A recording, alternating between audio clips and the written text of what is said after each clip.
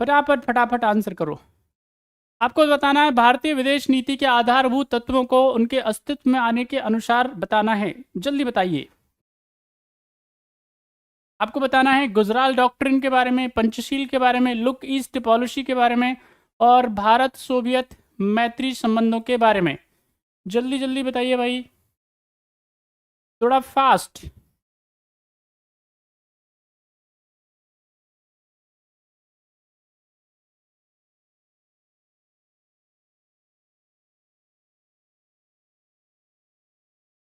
चलो जल्दी बताएं भाई, फटाफट।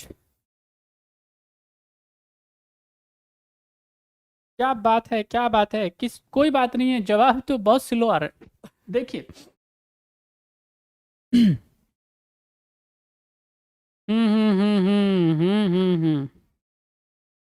चलो देखो भाई, यहाँ पे आप देखेंगे इधर क्या है, एक तो गुजराल डॉक्ट्रिन दे के रखा हुआ है, पंचशील दे के रखा हुआ है, लुक ईस्ट पॉलिसी दे के रखी हुई है, और भारत सोवियत मैत्री संबंध यानी इंडो सोवियत फ्रेंडशिप ट्रीटी।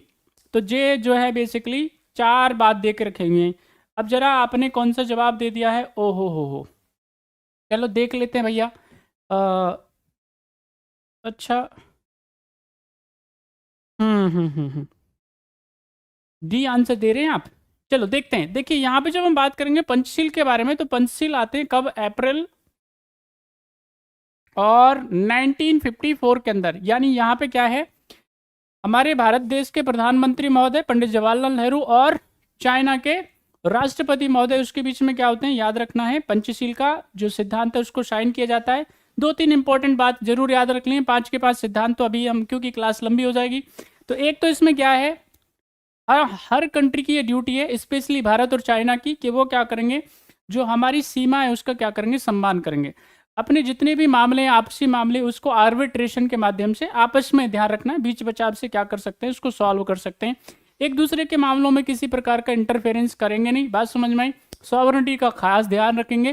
तो ये कुछ इंपॉर्टेंट बातें किसकी, पंचशील की, ठीक है कि नहीं। अब यहाँ पे क्या दिया जाता है, हिंदी चीनी बाई बाई का नारा दिया जाता है, लेकिन क्या करते हैं चाइनीज, हमको धोखा दे देते हैं, है नहीं, हमारी पीठ में खंजर भोंकने का काम करते हैं। 1962 में क्या कर देते हैं, अटैक कर देते हैं, और वो भी बिना बताए, और उसके बाद में खुद ही अटैक कर देते हैं। और जब हमको थोड़ा सा, अभी जब उनकी कुटने की बारी आती है, उसके बाद में वो क्या कर देते हैं, युद्ध विराम, कि अब नहीं लड़ रहे हैं ना।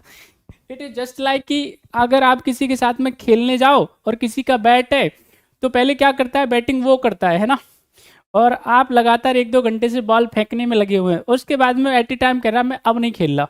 तो चाइना का भी ऐसा ही रहता है, जब पिटने की बारी आती है उसके बाद में ऐसे ही कहता है कि अब नहीं खेल रहा।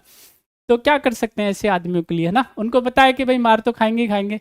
एनीवे, यहाँ पे दूसरा जब हम बात करेंगे तो फ्रेंडशिप ट्रीटी होती है 1971 में हमारी किसके साथ में, और ये 20 साल के लिए होती है ना। मित्रता की संधि होती है किसके साथ में, रशिया के, हर मामले में।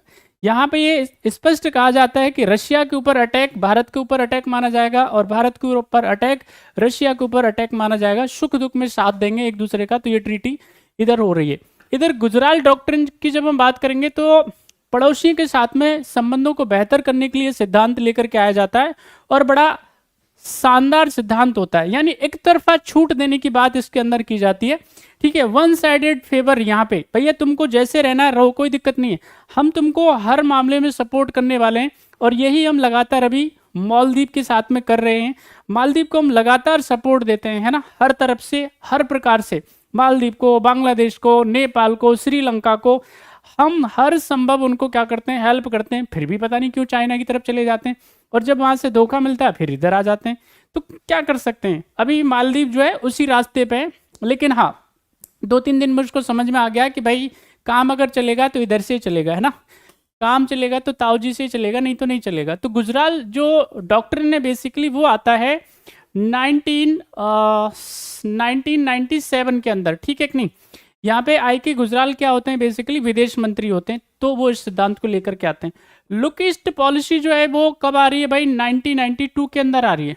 लेकिन एक और टर्म है एक्ट ईस्ट पॉलिसी, तो वो आ रही है आपके पास 2014 में मोदी साहब की गवर्नमेंट के साथ में, ठीक है। अब यहाँ पे क्या है, जितने भी दक्षिण पूर्वी अगर एशिया के जो देश हैं उनके साथ में सहयोग बनाना, यानी जो जो अमेरिका के क्या हैं सहयोगी देश हैं, ठीक है, आसियान कंट्रीज हैं, उनके साथ में क्या करना, बेसिकली उनके साथ में दोस्ताना संबंध करना, स्ट्रेटजिक रिलेशन, उनके साथ में बिजनेस को, व्यापार को, ट्रेड को बढ़ाना, यही बेसिकली इसमें मकसद था। और जैसे ही हमारी नई गवर्नमेंट आती है वो क्या करती है, एक सिद्धांत देती है जिसको 4C बोलते हैं।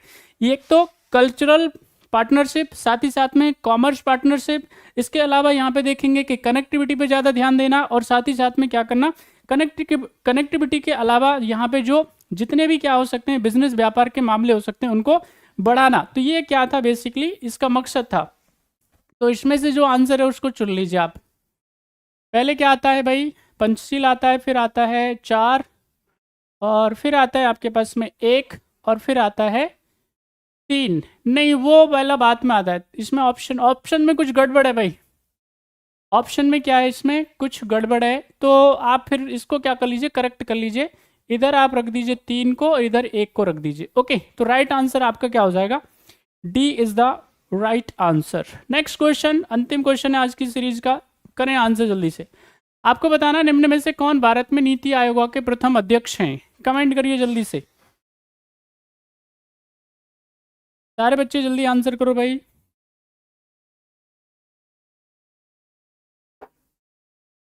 नीति आयोग के जरा बताना है आपको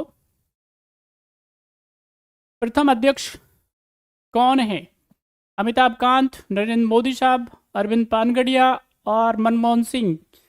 सही जवाब क्या है?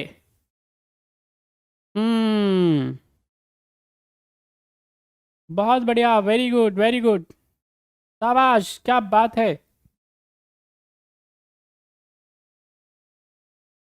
मैं देख रहा हूँ भैया, देख रहा हूँ, देखता हूँ किन किन के आंसर सही आते हैं। और बड़ा सिंपल सा क्वेश्चन है, और इसमें मुझे लगता है कि इधर जो है काम तमाम होने वाला है बहुत सारे लोगों का। चलिए देखिए यहाँ पे सवाल देखो क्या पूछ रहा है भाई, क्वेश्चन क्या पूछ रहा है, वो पूछ रहा है नीति आयोग के किसके बारे में, प्रथम अध्यक्ष के बारे में, फर्स्ट चेयरमैन के बारे में। तो NITI Aayog national institute for transforming India, जो कि क्या है, एक एक्स्ट्रा याद रखना है कॉन्स्टिट्यूशन बॉडी है, जिसको क्या किया गया है, जिसको बनाया गया है 2015 में, ठीक है, प्लानिंग कमीशन की जगह पे। तो एक्स ऑफिसियो जो उसके चेयरमैन होते हैं, उसके जो अध्यक्ष होते हैं वो कौन होते हैं, पीएम साहब होते हैं, प्राइम मिनिस्टर होते हैं। और उसके बाद में अगर हम बात करेंगे उपाध्यक्ष के बारे में तो आप बता सकते हो, ठीक है। तो उपाध्यक्ष तो क्या थे, अरविंद पानगड़िया साहब थे, और यहाँ पे अध्यक्ष की बात करेंगे तो माननीय प्रधानमंत्री नरेंद्र मोदी थे। तो सही जवाब हो जाएगा बी। अब आप मुझे कमेंट करके बताएंगे वर्तमान में नीति आयोग के उपाध्यक्ष कौन है, कमेंट करके बताना है सारे बच्चों को। ओके।